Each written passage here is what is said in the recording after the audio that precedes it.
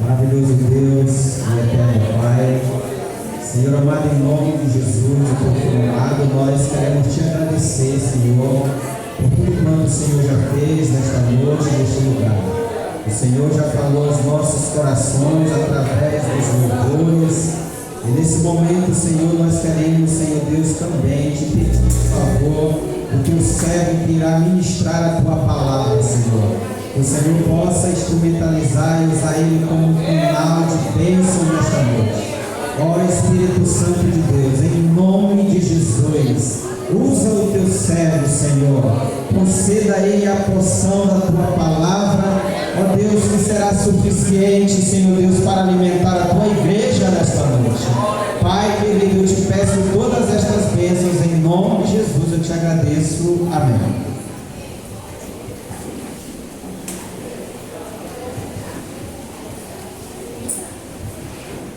Aleluia. Querida igreja, a paz do Senhor. Eu quero, enquanto estou aqui me organizando, quero felicitar a congregação Primavera pelos seus 31 anos de trabalho como agência do Reino de Deus nesta localidade. Parabéns. Pois essa congregação me enche os olhos e me faz ficar muito alegre mesmo, porque eu sei que os irmãos choraram, trabalharam e lutaram para chegar até aqui. Que Deus continue abençoando os obreiros locais, os obreiros da área, e assim também cumprimento meu pastor Arimateia, nosso amigo, que tem coragem de nos confiar essas oportunidades. Que Deus continue abençoando, meu amigo. Sempre admiramos o pastor Arimateia já milita no trabalho da evangelização e como pastor de igreja já há bastante tempo, e a gente sempre observava e observa. E Deus tem feito com que ele seja um dos referenciais que nós temos na igreja. E nós louvamos a Deus pela vida dele, pela visão de trabalho que ele assim desempenha e exerce no reino e pelo reino. Eu quero mais uma vez ler o texto que é de tema desta festa, o Evangelho de Jesus segundo escreveu Mateus, capítulo 5.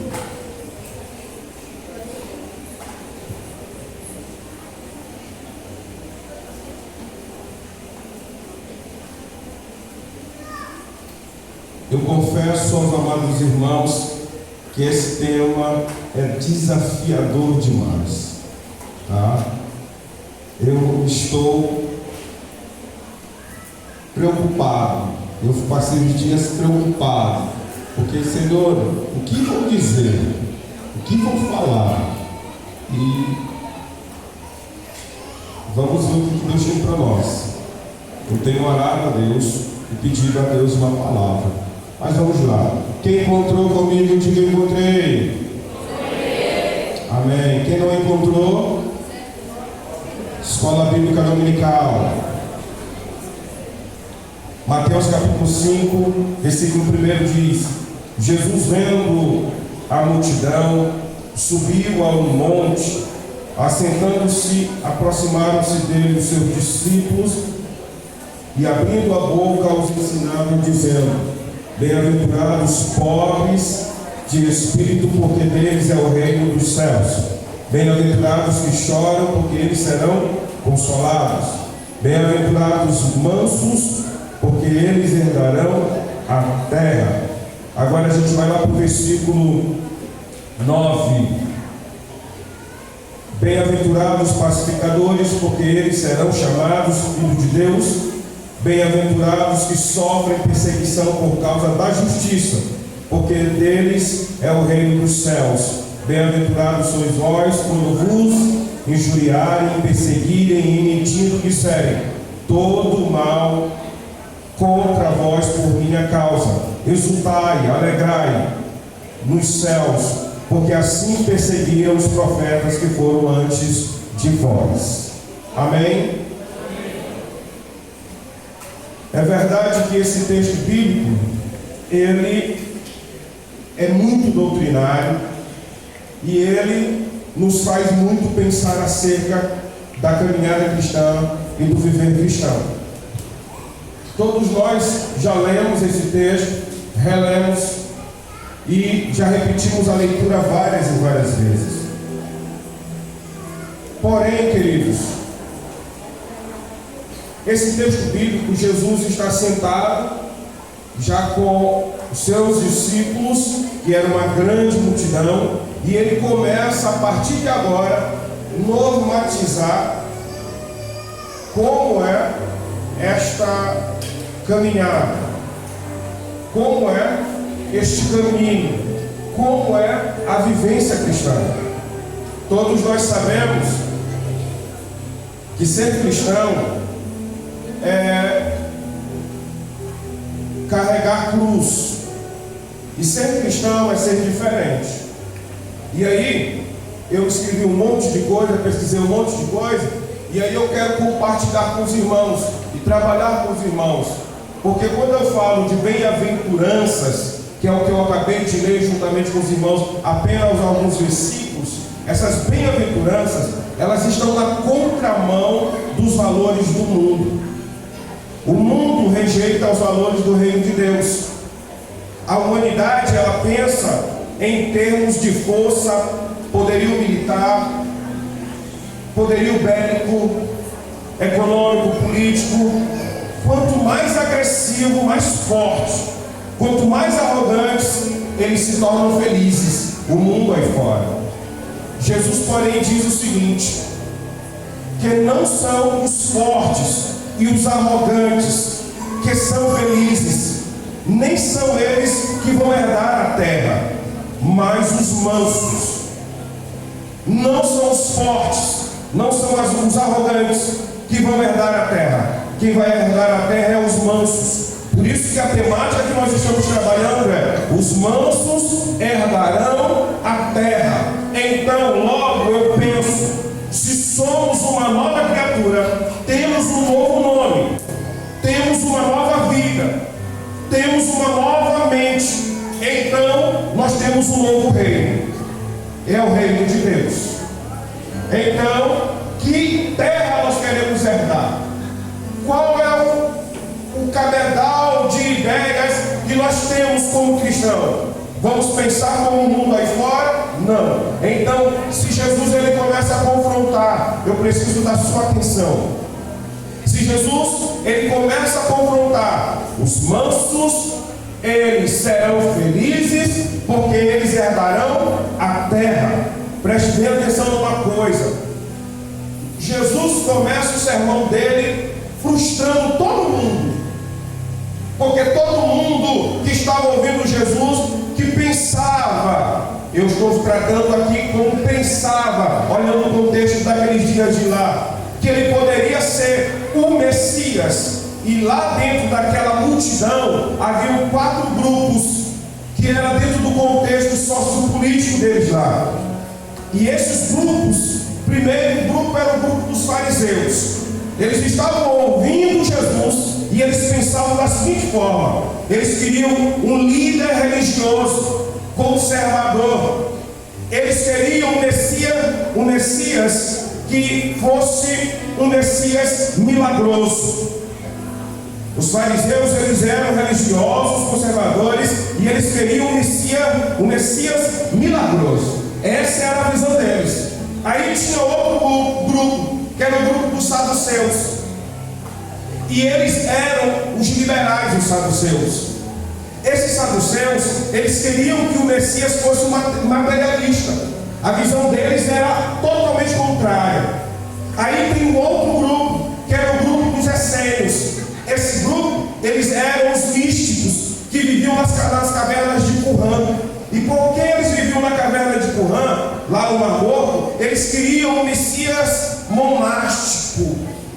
Todavia, havia outro grupo, que era o grupo dos zelotes. Eles eram os ativistas. Eles queriam se levantar contra Roma, porque Roma já desde o ano 63 a.C., já estava dominando eles. E eles queriam alguém que pudesse libertá-los. Preste bem atenção uma coisa comigo. Cada um desse grupo, eles queriam que Jesus, como Messias, atuasse de uma forma. Mas quando você pega a Bíblia, em Atos, capítulo 1, versículo 6, você vê que os discípulos perguntam: Jesus, tu restituirás o reino a Israel? Eles também queriam que Jesus tivesse uma perspectiva, os discípulos, em que Jesus pudesse lutar para conquistar. Todavia, Jesus, ele vai dizer que o povo dele, que a proposta do povo dele é que ele conquistasse tudo na cruz. Porque o povo queria também que ele morresse. O povo dizia: crucificai-o, crucificai-o. Todos os grupos queriam ver Jesus de alguma forma, porém, foram eles que crucificaram Jesus. E Jesus, ele queria implantar um reino. E esse reino, ele está falando agora aqui no capítulo 5, dizendo que quem vai herdar ele são aqueles que já nasceram de novo, que quem vai herdar ele são aqueles que já têm as suas vidas regeneradas, que quem vai herdar ele são aqueles que andam em santidade, que quem vai herdar ele são aqueles que já têm um novo nome escrito já no céu, que quem vai herdar o reino dos céus são aqueles que permanecerem firmes, mas não forem na mesma perspectiva do mundo. O mundo diz que quem é forte é quem é zangado, e a igreja vai dizer, e a palavra de Deus vai dizer: não, são os mansos e os humildes. Então, aqui vai de encontro com aquela história que nós sempre falamos no meio da igreja: não pisa no meu pé, não pisa no meu pé, não pisa no meu carro, a minha língua não é queimada com papa, o meu facão ainda não se converteu. Então aqui vai tudo contra essa natureza adâmica, pecaminosa. Esse homem, em nome de Jesus, já morreu. Eu vou repetir: esse homem já morreu. Esse velho homem brigador, briguento, zangado, morreu. Amém? Ah, pastor, mas de vez em quando ele quer acordar, só está desmaiado, ele ainda não morreu. Mata ele. Mata ele, se ele de vez em quando quer acordar, porque ele ainda não está morto. Mata logo ele. Porque o novo homem que é feito em Jesus, ele anda segundo os passos do Senhor. O homem que é feito à imagem do Cristo, ele procede diferente. A forma dele viver é diferente. E aí, como nós estamos trabalhando, os mansos herdarão a terra. Então, o que significa ser manso?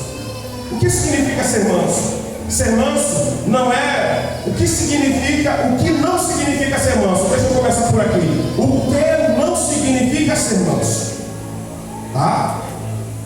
Ser manso não é um atributo natural, ou seja, não é naturalmente que nós nos tornamos mansos. A mansidão não é apenas uma boa índole, não é algo educado que a gente aprende, não é. Ser manso, não é isso. Ser manso não é esse atributo natural. E isso quer dizer para nós que a mansidão, ela é um fruto do Espírito. Então, ser manso não é também ser uma pessoa mole ou fraca. Eu comecei dizendo que ser manso não é um atributo natural, não é algo natural. Porque às vezes quando você pensa que alguém, por ser calado, ele é manso, por ser quieto, ele é manso. Pisa, fala com ele. Quando ele se zanga, como é que é o comportamento dele? Só porque ele é calado, você pensa que ele é manso? Não é essa questão natural. Mansidão é um atributo do Espírito Santo, é fruto do Espírito. Então, o que não significa ser manso, não é ser mole ou ficar impassivo diante dos problemas. Ser manso não é ser tímido, covarde, fraco, indolente.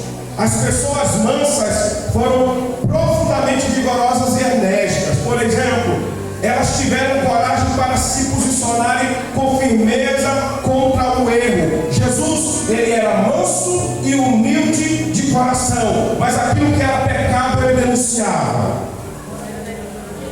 Jesus era manso e humilde de coração, e ele teve força, coragem para enfrentar o Gólgota, enfrentar a Via Cruz e carregar a cruz e morrer por cada um que aqui está. Então ser fraco, perdão, ser manso não é sinônimo de fraqueza. Porque eu sou fraco, aí eu sou manso. Não é isso. Não significa ser isso. Ser manso não é ser mole ou ser uma pessoa inexpressiva. Ser manso não significa manter a paz a qualquer preço. Porque eu sou manso, eu tenho que ser conivente com tudo que acontece. Não é isso. Ficar em cima do muro também não é ser manso. Tentar agradar todos, gregos e troianos, também não é ser manso.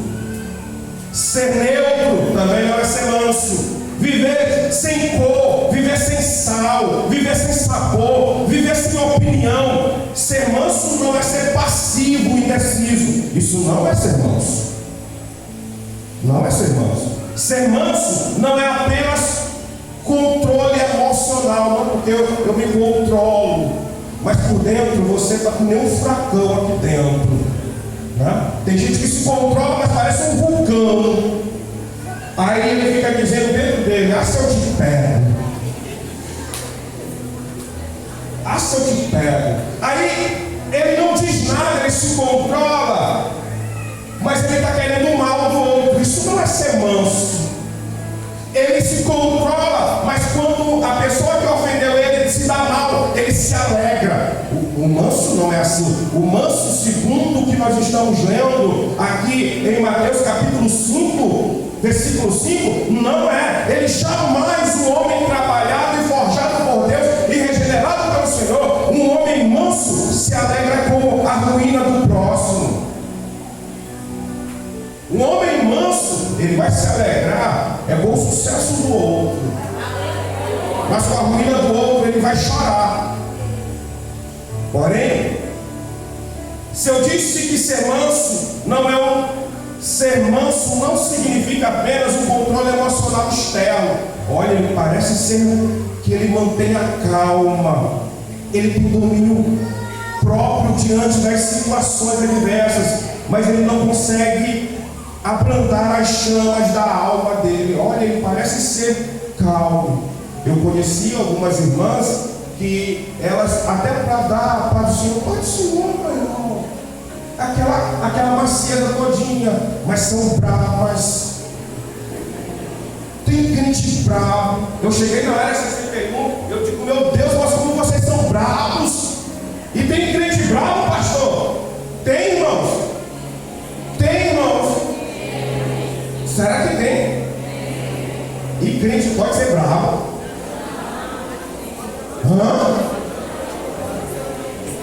Pastor, vem, chama ele, eu estou aqui pronto.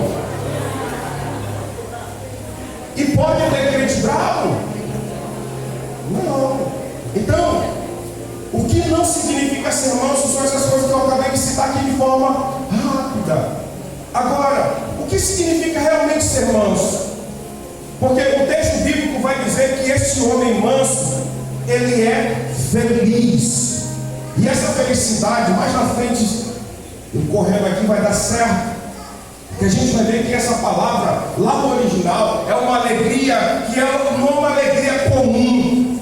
Aquilo que Jesus está dizendo ali não é algo comum, não é uma alegria meramente corriqueira. É uma felicidade descomunal. É algo que é produzido pelo próprio Senhor. Bem-aventurado. E aí, o que significa ser manso? Ser manso é uma pessoa que é submissa à vontade de Deus. Ele está falando isso aqui. Ser manso é uma pessoa que é submissa à vontade de Deus. Ele está sob a mão de Deus.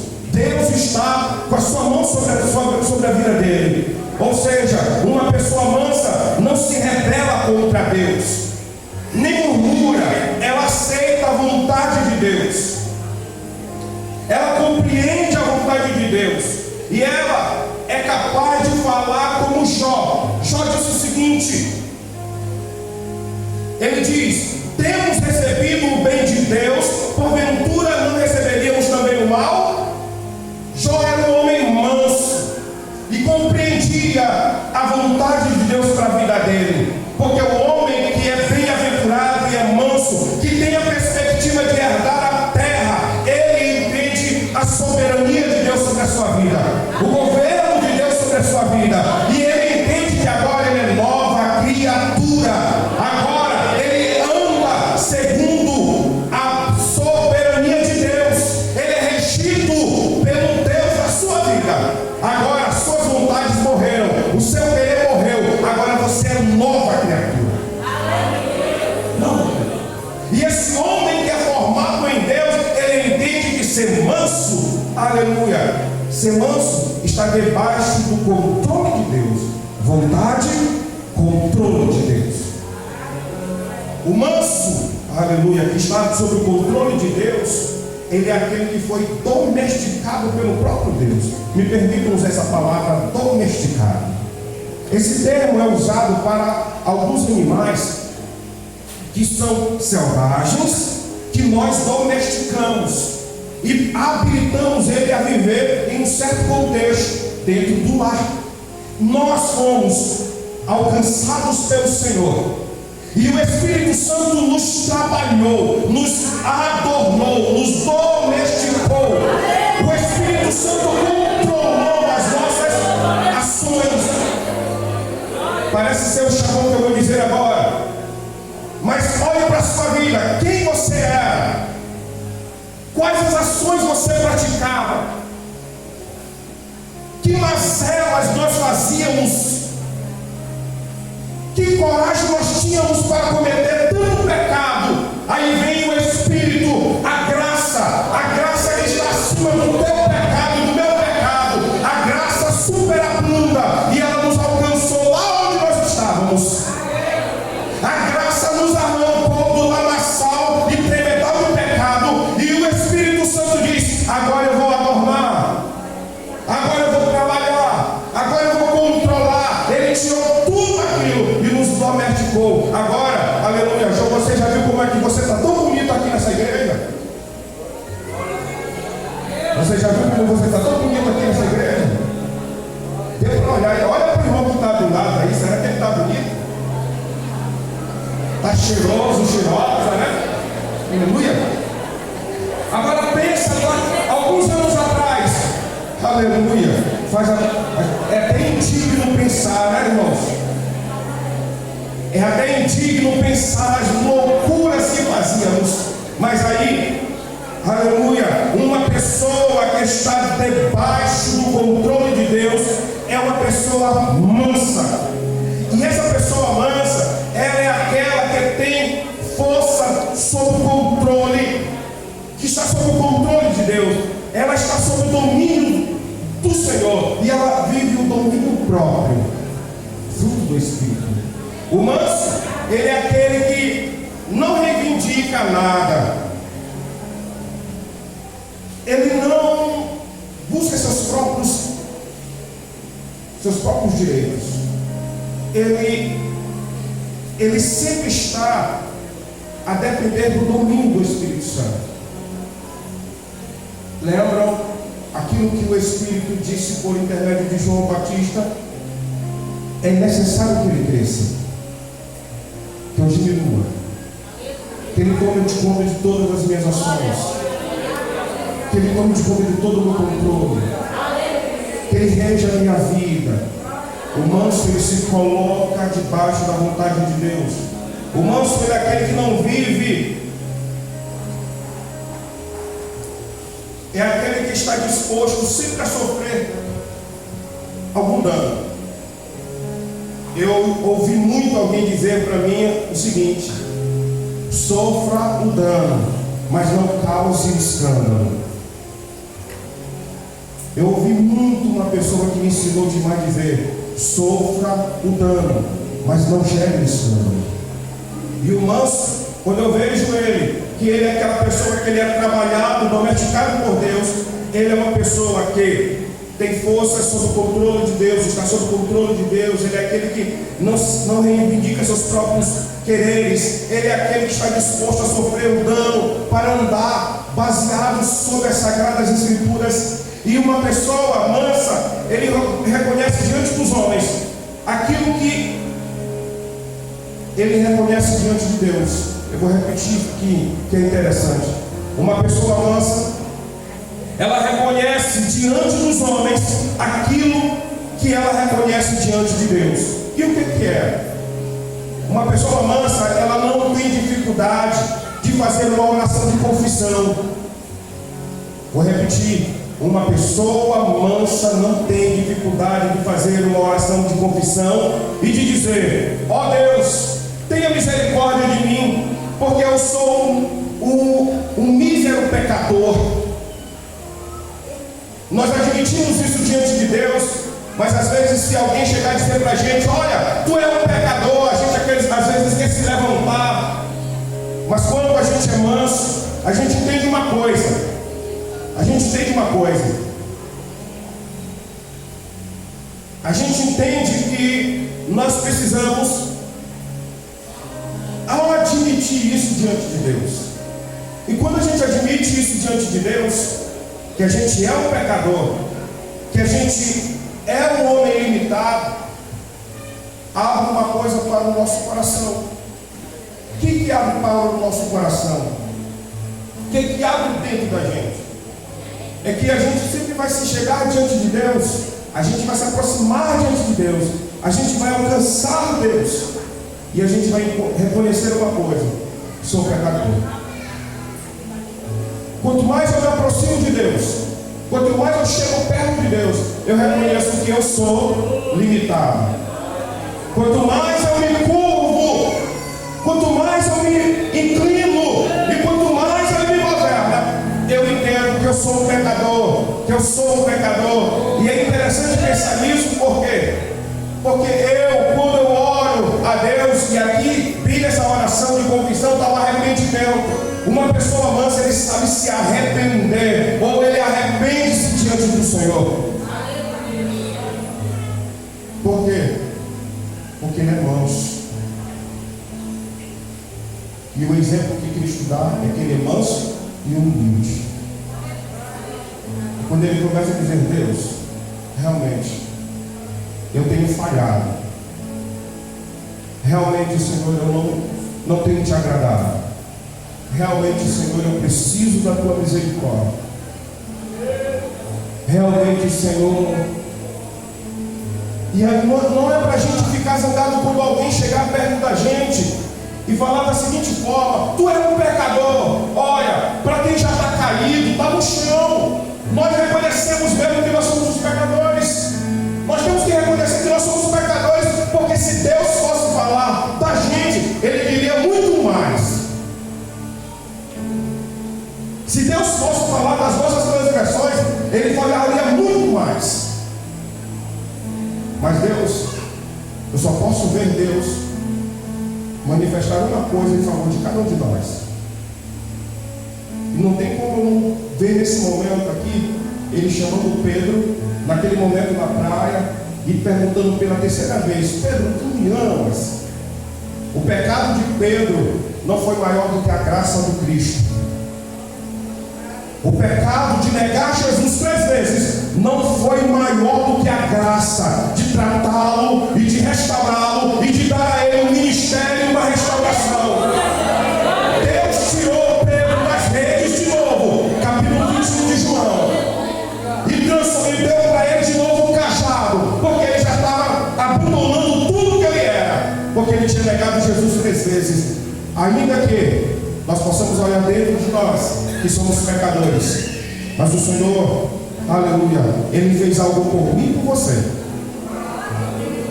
O sangue dele nos redimiu, o sangue dele nos restaurou, o sangue dele nos purificou, o sangue dele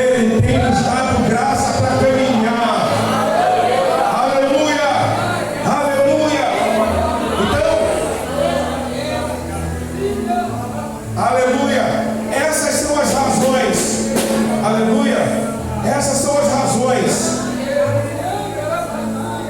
E isso significa ser manso, é reconhecer essa grandeza de Deus sobre a nossa vida.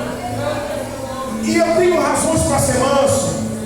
Por que eu devo ser manso? Primeira razão que eu trago aqui para a gente ser manso. Não devemos ser mansos porque Jesus, o nosso Supremo, nós devemos ser mansos porque Jesus, o nosso Supremo modelo, foi manso. Nós devemos ser mansos porque Ele foi manso. E aqui é interessante a gente pensar numa coisa: que Jesus é o homem perfeito. Ele foi manso, humilde de coração. Quando ele era ultrajado, Jesus ainda era ultrajado, ele não revidava o ultraje. As palavras de seus inimigos foram mais amargas do que o fel que deram para Jesus na cruz. Mas as palavras que Jesus proferiu na cruz foram mais doces do que o puro mel. Jesus não dava o amargo quando alguém dava amargo para ele. E aí a gente observa claramente que ele orou e chorou pelos seus inimigos. Lembra daquela frase célebre que o nosso amado Senhor diz: Pai, perdoa-lhes, porque eles não sabem o que fazem. Claro, somente alguém que é o nosso modelo pode exprimir tanta mansidão. Aleluia. Cristo não nos exorta a aprender.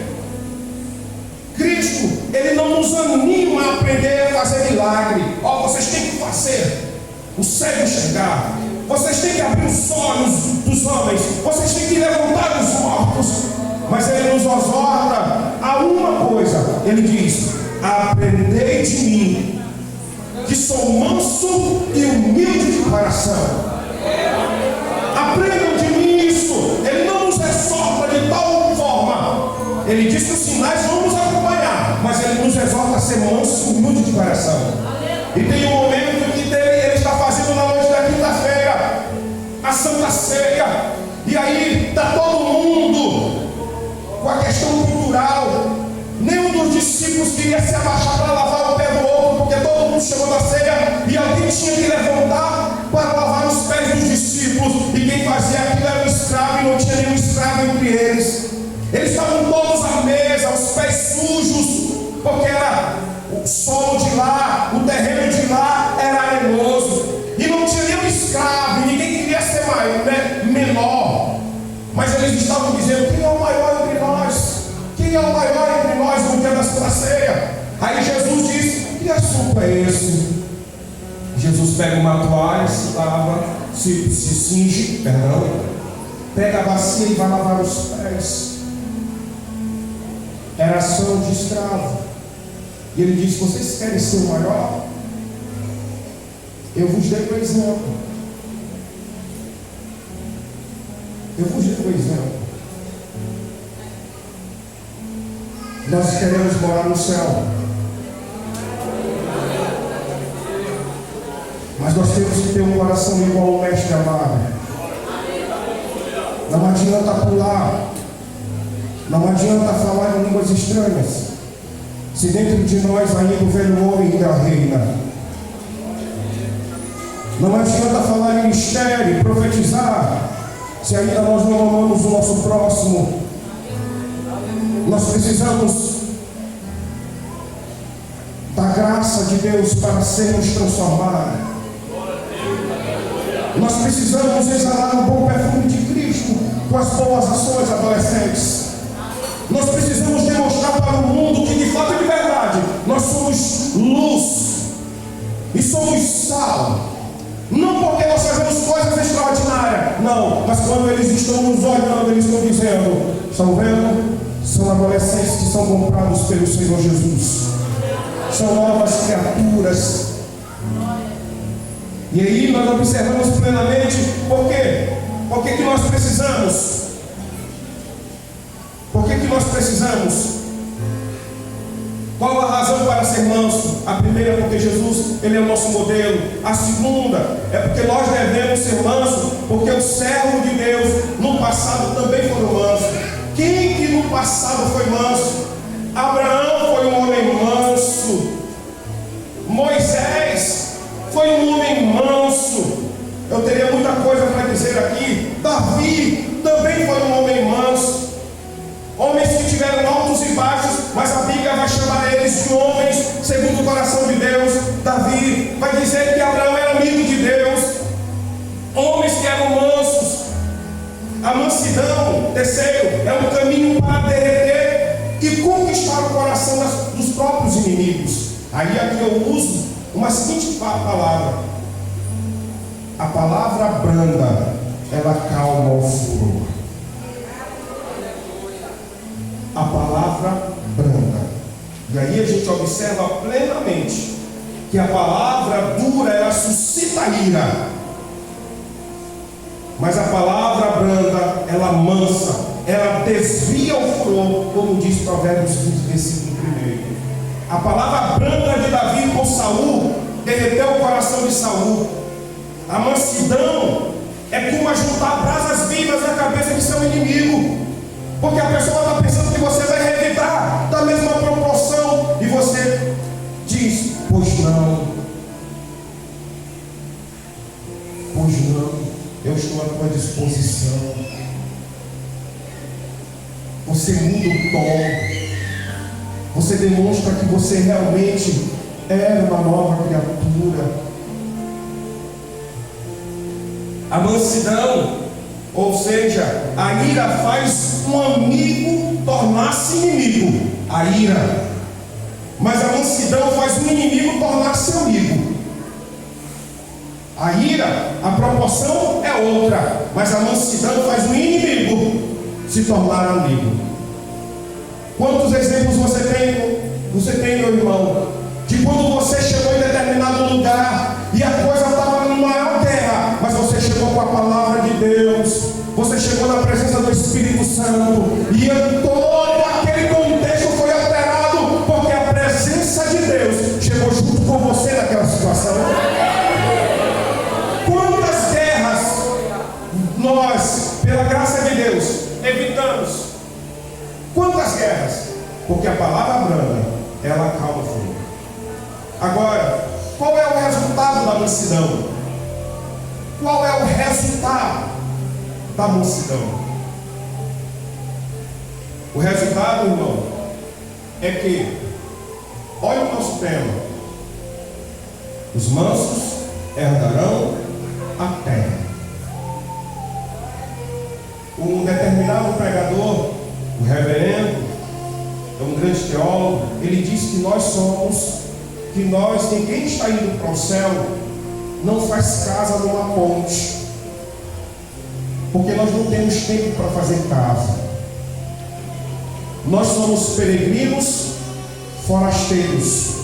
Nós somos concidadãos dos santos e da família de Deus, como Paulo escreve isso, e como Pedro vai escrever na sua primeira carta, dizendo que ele estava pregando para os que estavam na diáspora, na perseguição, e anunciando Cristo no meio daquela região da Galácia. Aí é interessante pensar numa coisa: os mansos herdarão a terra. Que terra nós queremos herdar? Porque essa terra aqui, nós nunca vamos ganhar ela toda. Quem vai ser um grande proprietário aqui de terra aqui? Um grande latifundiário para ter muita terra? Nunca! Nós nunca teremos muito dinheiro aqui. Mas o nosso maior tesouro, sabe qual é? É saber que nós vamos entrar no céu pelas portas. O nosso alvo como homens e mulheres de Deus, que somos mansos, bem-aventurados e felizes, sabe qual é? É que nós, aleluia, nós estaremos desfrutando de uma profunda e gloriosa felicidade. Que felicidade é essa? Que o mundo não conhece. Que felicidade é essa? Que o mundo nunca vai conhecer. Somente aqueles que serão alcançados por Cristo e gozarem dessa felicidade. Por quê? Porque Jesus disse que os mansos são felizes. E essa felicidade aqui é uma felicidade plena, é uma felicidade completa, é uma felicidade que não depende de circunstância. Pode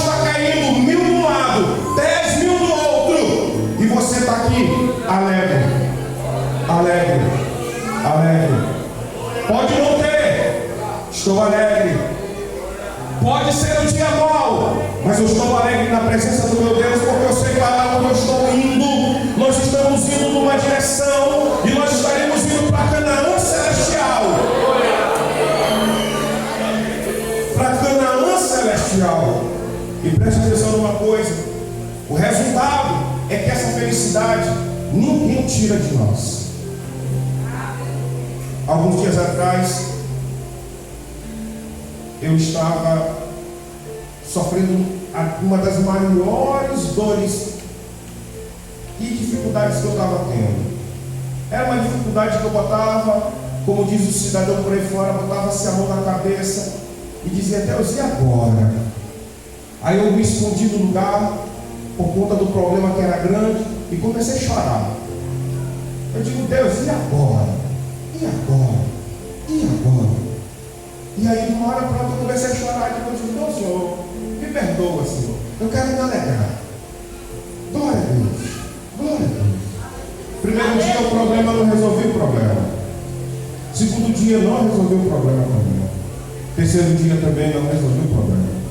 Quarto dia também. Mas um dia eu estava em casa. E aí, depois de orar, Deus disse: vai andar. Aí eu peguei um tênis e botei e fui andar. E eu disse: não, eu vou começar a andar nas congregações tudinho, para me ver como é que está. Mas aquela sensação de preocupação, mas dizendo: Deus, está tudo diante de ti, Deus. Está tudo diante de ti. Eu não andei muito. Meu telefone começou a tocar. E as pessoas começaram a me dar resultados, soluções. E Deus começou a modificar o quadro todo, a situação toda. E aí a gente, quando começa a ler um texto como esse, confronta a gente, porque de vez em quando nós somos inconstantes. Confronta a gente porque nós somos muito inquietos. Porque se esse manso e humilde de coração, como o mestre nos manda ser, ele nos manda dizer uma coisa: confia, espera. Porque se nós somos felizes, os mansos são felizes, porque nós esperamos nele e nós herdaremos a terra. Não adianta a nossa preocupação. Ele está no controle de tudo. Ele está no domínio de tudo. E é interessante pensar numa coisa: se a felicidade que ele nos dá é plena, quem pode arrancá-la de dentro de nós? Quem pode arrancá-la de dentro de nós? Quem pode arrancar? Ninguém pode arrancar. Qual é o resultado da mansidão? É uma herança da terra no tempo presente. Nós, mesmo sendo estrangeiros nessa terra, nós somos peregrinos. Os mansos são aqueles que herdam a terra. Eles comem do melhor dessa terra. Nós somos a igreja. E essa igreja, em meio à pandemia, em meio a tudo que nós passamos, mas em nome do Senhor Jesus, eu vi Deus operando milagres no meio daquele vendaval tudinho. Eu vi Deus operando no meio da igreja. Deus guardando, Deus curando, Deus provindo. Sabe por quê? Porque nós, aleluia, estamos debaixo de uma promessa que é presente e futura.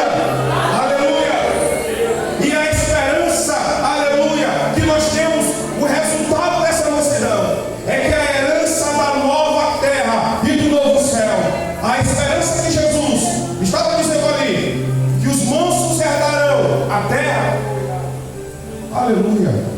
É porque daqui a um pouco de tempo, esta igreja que está completando 31 anos, que mãos trabalharam aqui, que joelhos dobram-se aqui, que vidas já se entraram por aquela porta, se converteram aqui, que já entraram pessoas despachadas aqui, e a oração que foi feita aqui, Jesus curou, Jesus libertou. Esse é o resultado, aleluia, dos que são mansos. Nós herdaremos, não essa terra aqui, isso aqui vai ser transformado daqui a muito tempo, segundo o que a gente pode fazer. lá, mas a expectativa dessa igreja é que Jesus está voltando. E se Ele está voltando, aleluia, Ele vai nos levar. E quando Ele voltar, Ele vai implantar aqui o reino. E quem vai reger juntamente com Ele somos nós. É esta igreja. Nós herdaremos sim o governo, que nós regeremos junto com Ele, governaremos junto com Ele, julgaremos junto com Ele. Porque esta igreja, ela vai entrar nos céus pela porta. Somente os mansos, somente os humildes de coração, aqueles que já entregaram a sua vida a Jesus e podem dizer: venha o teu reino e seja feita a tua vontade, assim na terra, na minha vida, como no céu. Que Deus nos abençoe, que Deus nos dê graça. Mas agora eu quero aproveitar, com a permissão do meu pastor, para fazer uma oração junto com os irmãos. Não dá para falar de mansidão no estilo Pentecoste, porém dá para a gente fazer uma coisa nesta noite. Olhe para cá para mim, por favor. Dá para a gente fazer uma coisa nesta noite. Dá para a gente olhar para dentro de cada um. Ou seja, vamos melhorar. Deixa eu melhorar esse negócio aqui. Vamos pegar o texto da Santa Ceia. Examine-se o homem a si mesmo. E aquele autoexame que Paulo está falando ali não é só